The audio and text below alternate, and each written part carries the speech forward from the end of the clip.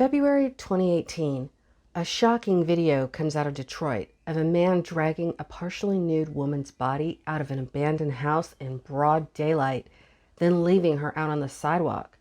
The man was quickly arrested, and most of us, or at least the media outside of Detroit, lost interest after that.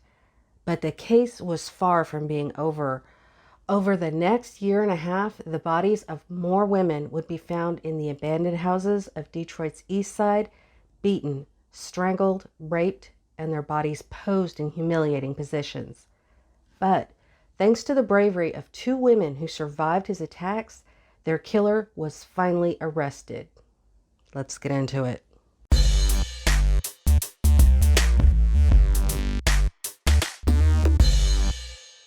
Hello, Darklings. Welcome back to my channel.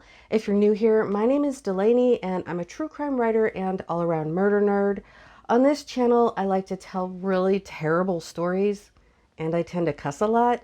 So if you're into that sort of thing, go ahead and subscribe. If not, that's cool. You do you. So now let's get into the case. February 26th, 2018 was a Monday, and it was Elizabeth Strickland's first day of work at the Royal Car Wash in Detroit. When she saw a man walk past and go into a nearby abandoned house, she didn't think much of it. But just a few minutes later, she saw something that she said she'll never forget. She saw that same man dragging a mostly nude woman's body from that house, yelling at her, and at one point slapping her before leaving her on the sidewalk. He ran off down an alley, and Strickland flagged down a nearby police car. EMTs were called, but the woman was declared dead on scene. Her cause of death would at first be determined to be from strangulation and later blunt force trauma to her head. The woman was 57-year-old Annetta Nelson, a mother of two who was experiencing homelessness and, according to the police and press, engaging in sex work to survive. The man who had dragged her out onto the street was 43-year-old Rudolph Henderson, and he had actually flagged down another cop himself. He told them that he had found Nelson lying face down in the abandoned house with blood on her face. Now, Henderson, who was listed as homeless in court records, had a long list of the typical kinds of misdemeanors that people without homes are charged with: loitering, disorderly conduct, and drug possession. But he also had some felony charges for resisting and obstructing police in 2008, felonious assault in 2010, and second-degree home invasion in 2015. For that last charge, he was ordered to serve 10 months in the Wayne County Jail and received mental health treatment. Anyway, police arrested Henderson and charged him with first-degree premeditated murder. However, as they continued to investigate, police discovered more surveillance footage that cleared him, so the murder charges against him were dropped. But that left Nelson's killer still out there.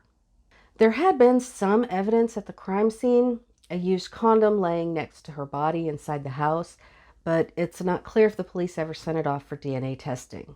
Over a year passed with no new breaks in the case. Then, on March 19th, 2019, the body of 52-year-old Nancy Harrison was found in another abandoned house on the east side. Her body had been posed in a kneeling position, one of her socks was missing, and a used condom was placed next to her body. Her cause of death was also blunt force trauma to the head.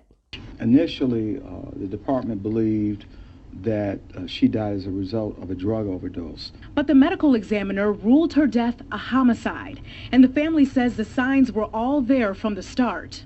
The woman had a broken nose, broken jaw, blunt trauma to the head. Only a few days later, on March 24th, the body of 55-year-old Travisine Ellis was found, also in an abandoned house in the same position, with one sock missing and a used condom laying nearby. But her body was too badly decomposed to determine a cause of death. All the victims, besides being around the same age, were also sex workers. And while the details of their crime scene, like the posing of the bodies, the missing socks, and the used condoms, weren't relayed by the police, rumors about a serial killer on the east side began circulating on the streets and social media. Police at first denied the rumors. Then in early May, a 26-year-old woman, who's not named in the public reporting, came to the police with a horrifying story. She said a man she knew had invited her to come to his grandparents' house where she could take a shower and sleep. Because she was homeless, she accepted.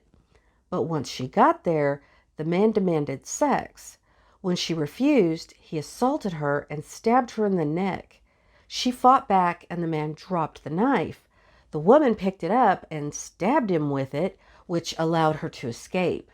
She identified the man as 34-year-old Deangelo Martin. Martin was a Detroit native born in 1985. His mother, Chantrine Barker, was in and out of jail over the years, and Martin followed in his mom's footsteps from an early age. When Martin was 14, his mother was sentenced to life in prison for kidnapping and conspiracy to murder. After his mother's arrest, Martin was raised by his father, and after his father died, he lived with his paternal grandparents in the house where the 26-year-old woman had been attacked. A month after that woman came forward, a 51-year-old woman, who's also not named in the public reporting, came to the Wayne County Police with a similar story. 3 days earlier, she said in the early morning hours, she had been walking on the street when a man had come up behind her and put her in a chokehold, which caused her to pass out. When she came to, she was in an abandoned building with her attacker on top of her, and some of her clothes had been taken off. His arm was on her throat, choking her. Fearing for her life, she was able to get to a box cutter she kept in her pocket for protection and stabbed him multiple times before jumping out an open window and running away, her pants now splattered with his blood. But she was afraid she would get in trouble for stabbing her attacker, so she didn't go to the police right away. But only 2 days later, the body of 55-year-old Tamara Jones was found in that same abandoned building she had narrowly escaped from. Jones, whose body was too badly decomposed to determine a cause of death, was also posed in that same position with a used condom nearby. The woman who had survived suspected that Jones's killer had been the same man who had attacked her, and that gave her the courage to come forward. So, on June 7th, 2019, police arrested Martin, but not on murder charges. He was charged with 4 counts of criminal sexual conduct and 1 count of assault with intent to murder for the attacks on those 2 women who survived. While he was in custody for those charges, investigators worked to tie him to the unsolved murders. The blood on one of his survivors' pants was able to be matched to DNA in condoms found near the victims' bodies, proving they were all committed by the same man. And that man was Deangelo Martin. By September, prosecutors charged him for the murders of 4 women: Annetta Nelson, Nancy Harrison, Travisine Ellis, and Tamara Jones. He was also suspected of killing 64-year-old Deborah Reynolds, whose body was found in December 2018 in an abandoned home. Martin was the last person seen with her, but prosecutors didn't have enough evidence to charge him with her murder. He was charged with 8 murder counts, 1 count of first-degree premeditated murder and 1 count of first-degree murder for each of the 4 victims. In September 2022, he pled guilty to all the murder charges, as well as 2 counts of criminal sexual misconduct for the attacks on the 2 women who survived. In his confession, he said he would meet the women in drug dens or on the street and lure them into abandoned houses where he would sexually assault them and kill them, usually by strangling or beating them in the head. In October, he was sentenced to 45 to 70 years, including 20 to 40 years for the sexual misconduct charges, which are to be served concurrently with the longer sentence. Despite pleading guilty at his sentencing hearing, he claimed he did not commit the murders and plans on appealing. Not sure how that's going to work out for him. So, what are your thoughts about this case? Let me know in the comments. And if you liked this video, give it a like and subscribe for more terrible stories like this. And you can help me make more nerdy content by supporting me on Patreon, where for as little as $3 a month, you can get early access to videos, bonus content, and free merch. The link is in the description. Till next time, Darklings.